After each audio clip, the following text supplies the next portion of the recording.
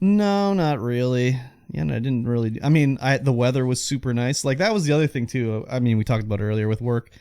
When I left work on Thursday, I just went outside and the sun was shining and everything was. I was like, this is okay. Yeah, it was 27 Celsius on Friday. Yeah, and it was 32 Celsius on Saturday. According to my Jeep, my view is 32. It's kind of crazy how the weather went from like below sub 10s all of a sudden, just boom. In the course of 5 days, it's it's 30 degrees. I know. I like at the beginning of the week, I was like, okay, it's time to get the fan in the window. It's getting a little bit hot in here. And now I'm like, okay, it's time to get the air conditioner in. It's 30 degrees out. Exactly. Gonna have to set up the pool soon. I know. The rule is if it hits 30, I set the pool up, and it hit 30. So now I got to set the pool up. It's pool time. Yeah. So I think maybe I have like season affective disorder or whatever it's called. Yeah. I think so.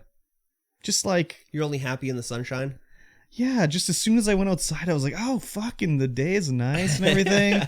Feeling great going home. I got to stop at the grocery store. It's okay. I can go to the grocery store. No problem. Not like usually before I'd be like, fuck, I got to go to the grocery store. Fuck it. I'll just have toast for dinner. I'm not going to the grocery store, you know? So I think I need one of those sun lamps or whatever. Yeah, maybe. Maybe you just need to drink more AG1. No. Get that vitamin D in you. I got don't worry about my D. I get it all the time, you know. You get all the D you need.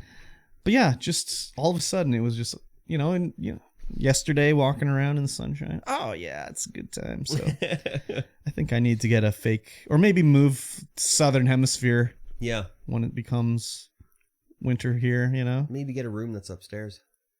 There's no room upstairs. I know there isn't. There's no room upstairs. That would probably help too. Probably.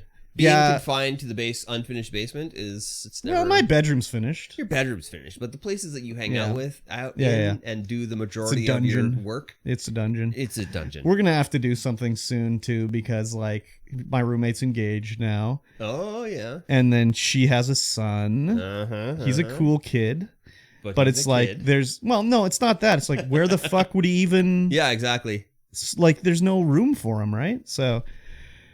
I've talked to him before about like we should buy a second place and like each whatever, you know, but he was kind of poo-pooing it before because he's like, I don't want to have a place where I'm not living in. I'm like, no, you would live in one, I would live in the other, and like and they'd both be ours. But like we would have it so like we're renting, like we would obviously change it so like we're renting either top or bottom of one of them, you know, blah blah blah. But there's no way like they can get married and she can't move into this place with her son. Yeah, and she has him full time. I don't think she has anything to do with the dad. Yeah. So it's not like there's room for that kind of thing. So definitely not. Your house is barely. I mean, we could do it, but no, we don't want to do it. Because he's got a son too, right? Yeah. Yeah. Yeah, he's upstairs. Yeah, he's upstairs. There's 2 bedrooms upstairs. So it used to be upstairs. So what happened was my bedroom used to be upstairs. Yeah. Before anything streaming related happened, and it's not like I went downstairs because of streaming, but the reason I moved downstairs was his last girlfriend was the fucking worst. So I'm not sure exactly like what was going on, like what acted differently before they started going out or something like that. And it's not like she was rude to me or him or anything, but she had 2 sons. And she was the worst mother in the world to them. And she would literally like come in the house with them and just be yelling. And I'd be sitting on the couch and be like, bitch, you've been here like 2 fucking seconds and you're yelling at your kids. Like, go downstairs and talk to your fucking kid. Don't yell at him from the fucking across the house, right? Yeah. So what happened was at that point, I wasn't in the house that much. My girlfriend at the time, we would be doing stuff all the time, but she moved away.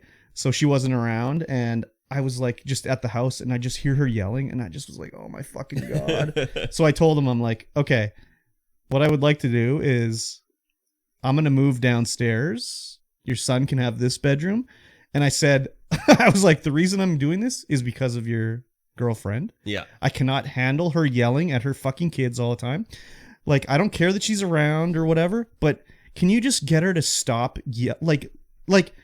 And the stuff she would yell at her kids about. Like, I remember one day they were eating dinner and the kid's like, oh, my hair's getting long.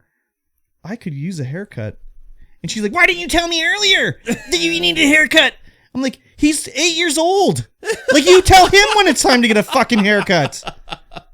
Yeah, exactly.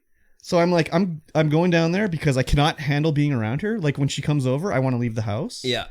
If you can tell her to stop yelling at her kids, that's fine. I'm like, I would prefer if you didn't tell her that I can't be around her. But if you want to, that's fine. It's up to you. And they broke up like a week later. So I think maybe he kind of was thinking the same thing. Yeah, yeah. And at just me saying it, he was like, yeah, okay. Because I remember I didn't ever see her again basically after that. I remember I saw her one time after that, and she came in and she just walked into his bedroom and didn't say anything, was very quiet and everything like that. So I'm sure he said something about how I was, asking her to be quieter. Yeah. But I did not regret when I never saw her again. That's one of those things, you go on a couple dates with somebody and you start hanging out. Well, it wasn't like it was a couple dates. They'd been going out for like months or whatever. But even then, sometimes you don't see it.